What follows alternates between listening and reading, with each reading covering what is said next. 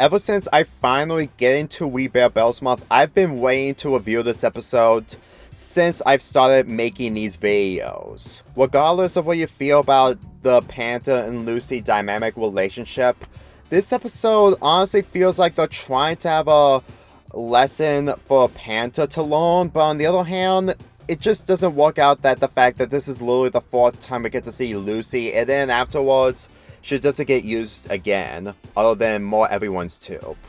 The episode begins with Panda finding out that Lucy is in a relationship with Kale, since that Kale is Lucy's boyfriend. Now, this isn't a terrible opening. In fact, it actually hits the right spots when it comes to how Panda is dealing with the fact that Lucy is with someone.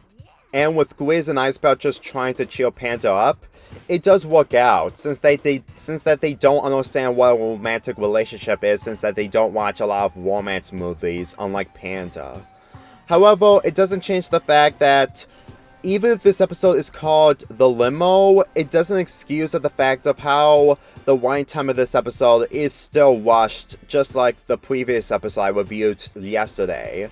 Since I've mentioned that Sophia is perfection, and Daryl just isn't everything when it comes to perfection, Kale in this is just basically like Sophia all over again, except that he is a boyfriend of Lucy, which I would have been a lot more tolerate with, but for the fact that he's mostly a plot device, this show has a reputation of constantly using characters as plot devices that is starting to become a lot more depressing and irritating. Grizz and Icebell rented a limo that they rented during prom season so that they can take Panda out to keep his mind off of Lucy. I consider this another good point for what Grizz and Icebell are trying to do. And for me personally, with the majority of this episode centering around Panda just trying to get over his crush towards Lucy, it does work. When they get into the bridge, there was a traffic jam going on, and they're stuck. They can't be able to drive the limo anywhere in San Francisco. So, Grizz and Icebell decide to do the unthinkable, throwing a limo party. I'm not kidding, they actually throw a limo party during a traffic jam. I think this is like the first time I ever see a party going on in a limo that involves people that were in their own separate vehicles during a whole traffic jam. I mean, granted, I didn't watch this a lot of times to understand the knowledge, but for how Grizz and Icebell are trying everything to have Panda go off his mind about Lucy, I'm pretty sure anything is possible at this point. But before I continue the plot, I need to discuss Panda. Look, I get it. I know you can't stand him getting into girls and the fact that he's really incapable into doing so. But, in all honesty, this episode could have been a lot more better if we actually get a sequel towards this. I mean, granted, this isn't a must-wanted sequel compared to Icy Nights 2, but the fact is that Panda just doesn't learn anything when it comes to learning his experiences, and the fact that he needs to control his feelings just so that he can make Lucy happy that she got a boyfriend on her own that isn't like him. For how this episode's structured on Panda going into a limo and trying to keep his mind off of Lucy is something that anyone would do if they're ever this depressed, which does make sense so that Panda can actually try to move on, but on the other hand, it doesn't change the fact that Lucy just gets the less development since that she's been mostly butchered in this episode. I'm not trying to mean that her character is totally damaged because she didn't have a lot of episodes with Panda or with the other characters, but with the fact that this is the final episode that we get to see her, and the fact that she's just dropped out because Panda got over her, even though that she never finds out, it just makes her entire role in this show mostly meaningless. And it's a shame that this episode came out 3 years after Panda's date. And Lucy is one of the older characters compared to Charlie, Ranger Tapes, and Daryl. I just don't have anything else to say involving Lucy other than the fact that she's done. After this episode, aside from more Everyone's Tube, she's done. She doesn't contribute much involving her relationship with Panda. She really doesn't even do much involving figuring out what Panda actually feels centering around her. And what makes this even more depressing is that we don't get to see a lot of emotions from Lucy other than her being annoyed in Panda's date and her being go happy every single time she appears. It's difficult when you completely see that other characters like Chloe, Ranger Tapes, and Daryl have different emotions even when they have the most screen time, well, aside from Daryl. But the fact that Lucy just doesn't do much other than just being mostly a love interest towards Panda, I'm pretty sure that she could have done a lot since that she was one of the first supporting characters in this show. And as for her boyfriend, Kel, I did say that she's like Sophia in the episode I reviewed yesterday, but I like him. Granted, he doesn't do much, but I actually like him, and it's not because he's perfection. I'm pretty sure that he could have done a lot more if he had more episodes, and the fact that he only appears once in this entire show and not much afterwards, his presence in this episode is probably butchered just like Lucy was in this episode because we don't get to see a lot more. It's difficult to actually think that Lucy just doesn't get a lot of screen time, and then Panda doesn't even see Kel most of the time off screen. And what drives Panda to leave the limo is because he didn't accept the papayas from Kel, who offered the papayas to him. And it leads to Lucy and the others questioning that they thought that Panda loves papayas and the fact that he just rejected it. That's about it. And this also leads to Lucy thinking that Panda hates papayas, which causes him to run away. How did they make Lucy this oblivious? I just don't understand why they made her so oblivious, like 100% every time she's around Panda. It's difficult for me to actually think of how she'll react to when Panda has a crush towards her. This one physically just damages her character because she just doesn't do much, unlike Ranger Tapes, Chloe, and the other characters do. And if you're gonna say that this show doesn't need character development, this show also does storytelling set by the creator. So if this show is supposed to be about storytelling, then it should involve character development regardless. With this show being the slice of life and the fact that the show came to an end even after the movie came out last year, I'm pretty sure that this show really needs a lot of attention when it comes to advertising. It just makes me think that these episodes are like this because of poor advertising. I know that these episodes could have been much more better if that was the case when it comes to how the show is better advertised in front of Cartoon Network viewers. But I'm sure you guys are probably waiting for me to talk about another character who appears, and just like Monster X, he's a character in real life. When Panda gets out of the limo in distress, he gets to the other side of the world where there's no traffic jam, and there's a huge truck that's about to land over him. And when he wakes up, he thought he was in heaven after getting run over, but unfortunately he didn't. So he meets T-Pain, who is, like I said, a singer in real life, and he hangs out with him after talking to him about Lucy's boyfriend, and all the advice that he has to give towards Panda is, does she feel happy about it? And you should feel grateful that she's feeling happy, and the emotions that you have control is something that you need to handle for yourself. I'm pretty sure most of the attention of this episode is mostly the limo and T-Pain himself.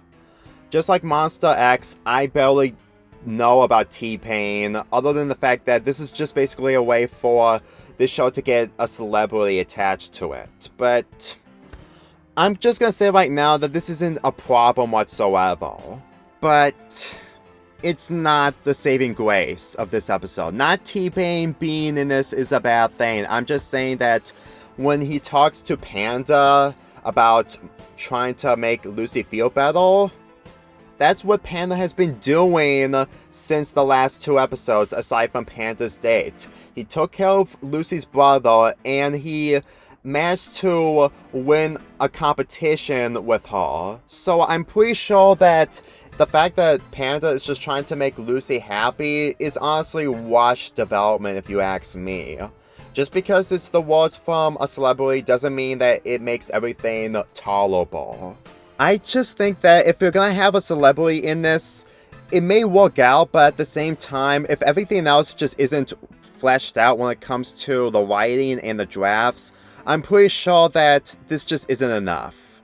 It just isn't. And for me, and for someone who isn't a fan of a celebrity but still respects him on the talent that he has, I'm pretty sure that this entire episode could have been a lot more better if it was written a lot more consistently when it comes to Lucy and her boyfriend. And if any of you guys are gonna ask, this show isn't meant to be taken seriously, and the fact that there's a lot of things in life that it shouldn't go your way, and the fact that this show isn't like Steven Universe or Adventure Time where it has a serious plot, synopsis, and arcs. May I remind you that I reviewed Icing Knights 2 last week, and people want a sequel out of that. And the fact that they didn't get a continuation along with the other characters in this show that didn't have a closing arc.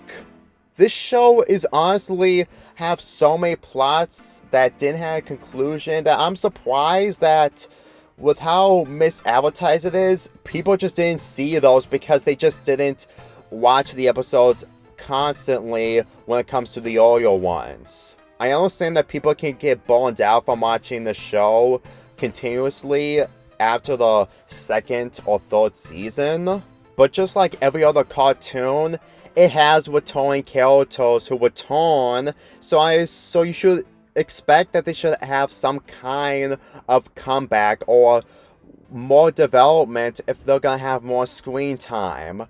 Granted, this episode isn't really supposed to be about just about Lucy figuring out Panda's secret, and it should have happened at a future episode, but for how this is the final time I get to see Lucy in this, it's honestly a big disappointment. Because if you have a character who appears in the very first episodes from this show, that is saying a lot. And the fact that it was 3 years ago when this episode aired, I really think that Lucy shouldn't be used if she isn't going to be in a lot of episodes after Panda's Day, if that was really the case.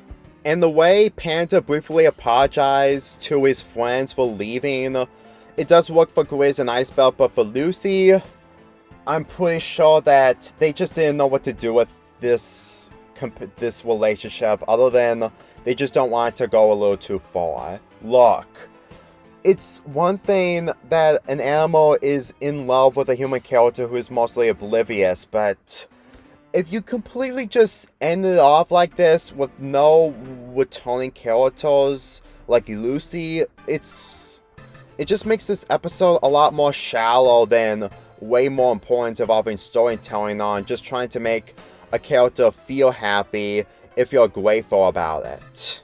I just don't see this episode as good as what people usually expect when it comes to it's a relief that Lucy is paired with someone, since that he is much more better than Panda, because Panda is still a likable character even if he has disabilities and bad qualities. He did learn his mistakes in Lucy's brother and dance lessons, but now that we're reaching to a point where we don't get to see Lucy afterwards, after this, I feel nothing.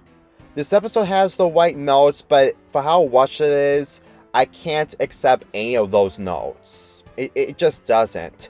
Even with a brief cameo of Cobalt Jones, because T-Pain actually enjoys Cobalt Jones, it just isn't enough. especially the ending. Well, it actually calls out Cobalt Jones, which causes Grizz to be extremely stunned when he got backstage passes.